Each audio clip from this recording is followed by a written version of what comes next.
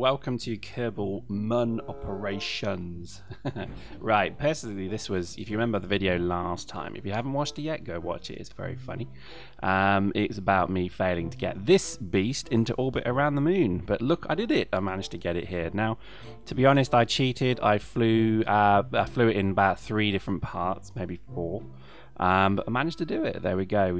Oh no, actually I flew it in 2 bits. There we go. So the bit with the 2 landers on the side was very fraught with worry, but as you can see, finally managed to get it here. Managed to, I mean, literally in my last ounce of fuel, managed to burn it into a decent orbit. And yeah, then I had to fly a tanker out here, then fill it again, and it just took me days to do it. But tell you what, every single second of it was thoroughly enjoyable. So we're using the MechJeb device again. I think this is something that if you're having trouble with Kerbal, it's well worth looking at.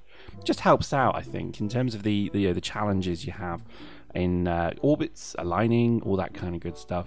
It does help, and I would stress it's probably one of the key key things. If you suck like me and you can't work out astrophysics, it helps. Anyway, this, as I've said, is our MUN base, and we've finally got this thing in orbit now. And let's just do a bit of an EVA here as well. So we've got our little Kerbal dudes, and let's actually just go and have a look at our majestic ship or base or whatever we want to call it. Now, again, with Kerbal, you can actually rename ships. You can, tie 10 different ships together, lasso them together and turn them into a base, which is a lovely concept. And you can then have bases, stations, rovers, whatever it may be. And I think the game is just limited again by your imagination. In terms of this particular beast, I've put there's a lot of things on this that I think maybe I didn't need to install. So you can see there's extra solar panels there. We've even got a crew kind of, I guess it's where you store the food and stuff. So that thing I'm trying to lock onto there is also like a crew compartment. So they don't need to always sit in the cockpits all the time. I think again it's just a wonderful game, and I can't stress enough how kind of involving and inviting this game is. Very good fun. I think also when it comes to the ability to do these EVAs is just really good fun. And you've got a little jetpack. There we go. You've only got a limited amount of fuel with that, so if you run out, then you're in big trouble. But luckily this thing is pretty easy to use. You have to get used to obviously the 3-dimensional sort of direction and traveling, but again, not too difficult. Once you've got the hang of it, it's pretty good. I actually did do something called the Kerbal meteorite, where I blasted away from the base, and then I did a 180, and then I blasted back towards the base, and then my phone rang. And as I looked down at my phone, I thought, well, I've got loads of time before I get near to the station. I looked at my phone, looked back again at the screen, and I literally went through the center of the the base.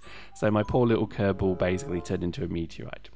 Anyway, let's look on the ground. So on the ground, I've been busy as well. We have a proper moon base on the ground, which is this.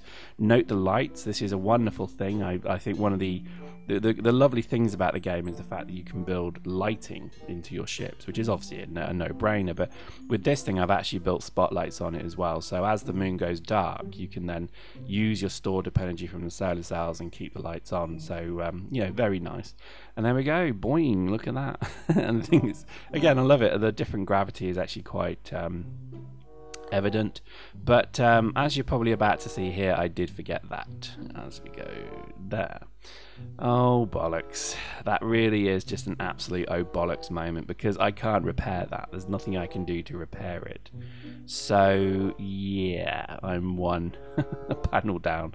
There isn't like a garage that I can just pop the ship into to get it fixed, unfortunately. So yeah, that sucked. That was pretty annoying to me, considering it took me hours to get that ship down and safe and on the floor. Also, I'm building a bit of a moon base here as well, so you can see here I've got a few other things that I've managed to land, and notably we'll look at the rover in just a moment. Ooh, it's very exciting. But then the other one is another moon base, and this is where I'm going to start linking them together. The thing with the moon, and as you can see here, as I'm kind of scraping my faceplate along the floor, is it is it is a difficult thing to navigate. time. But there we go, that's our rover just backing up. Very nice it is indeed, and we'll look at that towards the end of the video, but that is just such fun to roll around in. Bit risky, I've crashed it a couple of times, but thankfully it's still working. And here we go, we have Moon Base 2. Now, again, the tricky thing, and I guess this comes with skill and it comes with playing the game quite a bit, but I haven't got to the point yet where I have enough fuel to actually get all of my moon bases together, because what I'm going to try and do is actually build a whole base, you know, a proper whole base in this little valley, and then have it all lit up and looking lovely. But that's the plan. We shall see if we manage to achieve it. But I think certainly the game gives you sort of just a massive sandbox to go and do this kind of stuff in.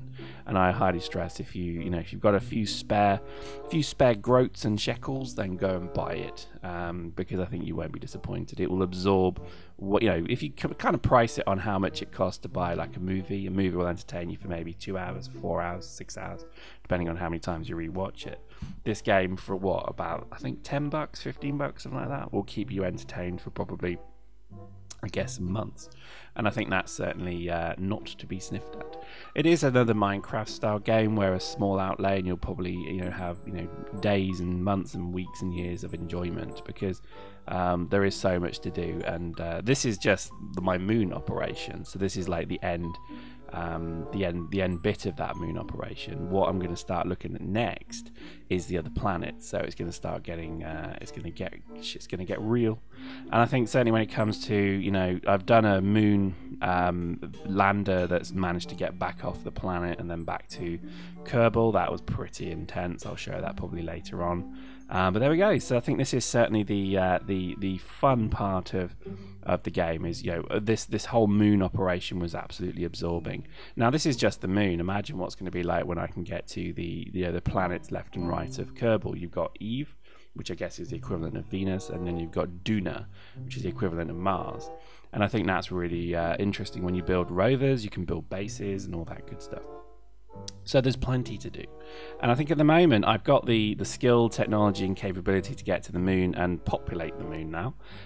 It's got its own station, it's got its own rovers, its own bases, etc, etc. So I think as I now start to look, there is a second moon. There is like a much smaller moon orbiting Kerbal, so I think I may go to that next. But at the moment I'm just loving roving around. Apparently there are Easter eggs in the game, if you know what I mean by that. It's a hidden object or hidden kind of novelty that you can find. Now I'm told that most of them appear on Duna, so I haven't cheated, I haven't looked where they are. I'm just curious to see if I can find them, and I'm really looking forward to going and looking at them. But currently the moon looks pretty dead, as you would expect. I've done a fair bit of roving around it.